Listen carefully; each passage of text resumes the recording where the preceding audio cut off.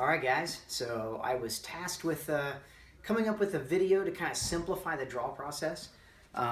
So for all intents and purposes, I went ahead and just kind of tucked in my shirt. I'm wearing my carry belt, and I'm actually using my carry holster, which is an inside the waistband Jason Winnie leather holster with my full-size P226.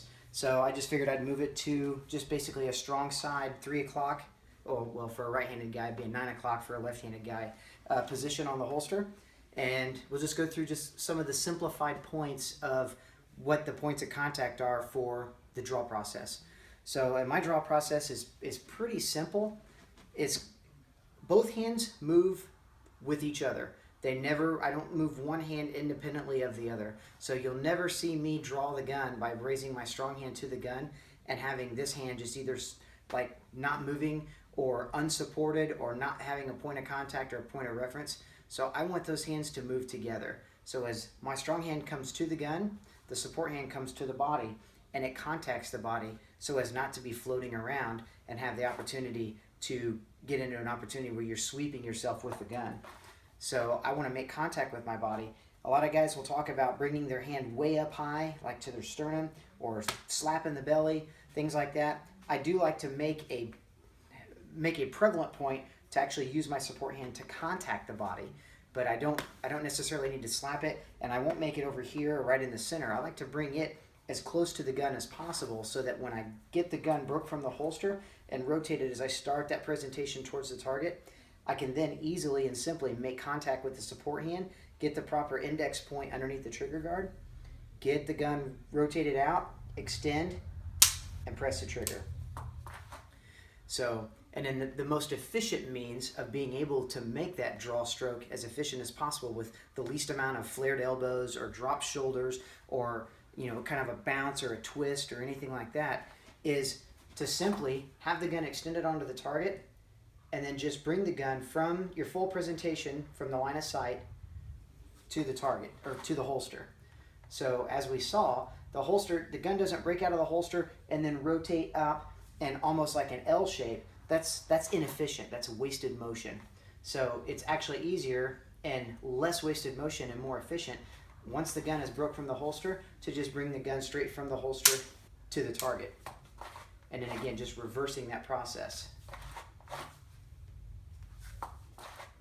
So 2 points of contact all the time with both hands. So if the left hand moves, or in your case a right hand moves, the left hand should move exactly with it in unison. So the hands always move together no matter what. If my left hand's going to the gun, my strong hand's going to the gun, my support hand better be contacting my body. It doesn't matter if I were, say, had my hands at surrender, both the hands come right to the same point every single time. Not extraneously flared elbows. I don't drop or raise my shoulders. I don't bend my body. Everything is just done with the hands. And that's all there is to it.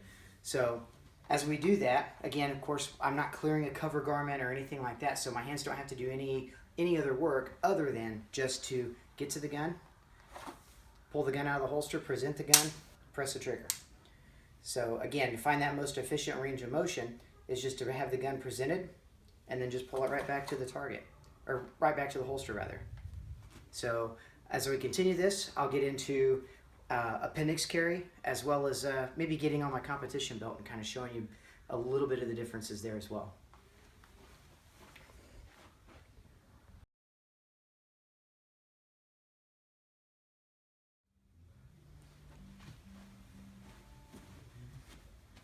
Okay, so now we're back, and I've got my my inside the waistband holster. It's a Stealth Concealment, a local company here in Kansas City made it for me.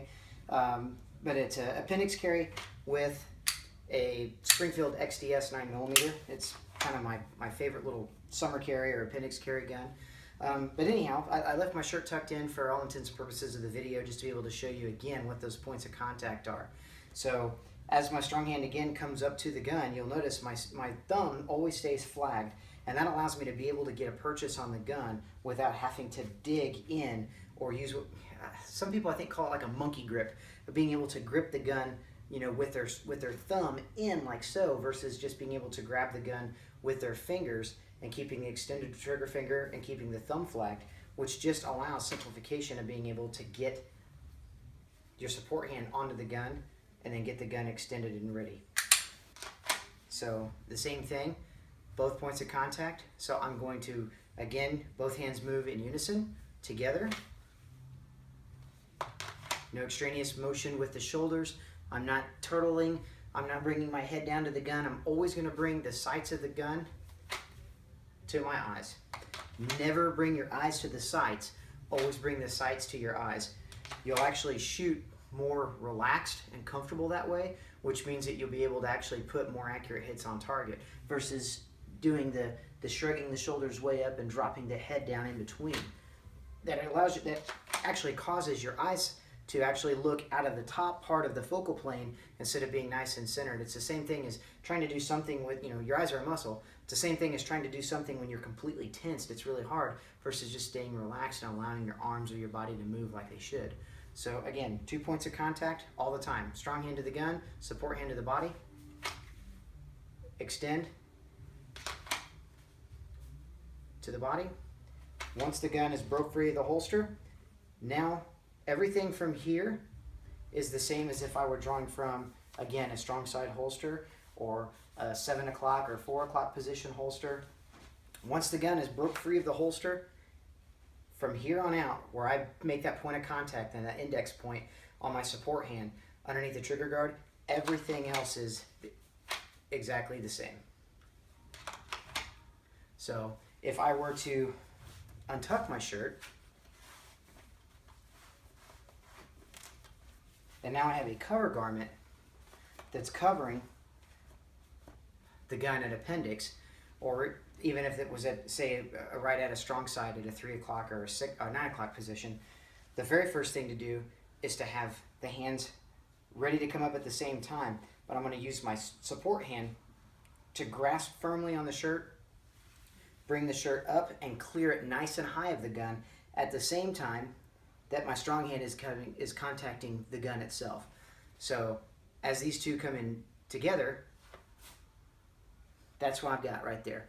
And I'm clearing that nice and high to get the garment out of the way so that I can get the gun out. And then again, now the job is done. We don't have to worry about keeping hold of the shirt. So now that exact same point of contact again, that frame of reference is now that the gun is in my hand and it's broke free of the holster. Support hand now is free to let go of the garment, get on the back side, underneath side of the trigger guard, establish that two-hand grip, and get the gun presented to the target. So again, straight up,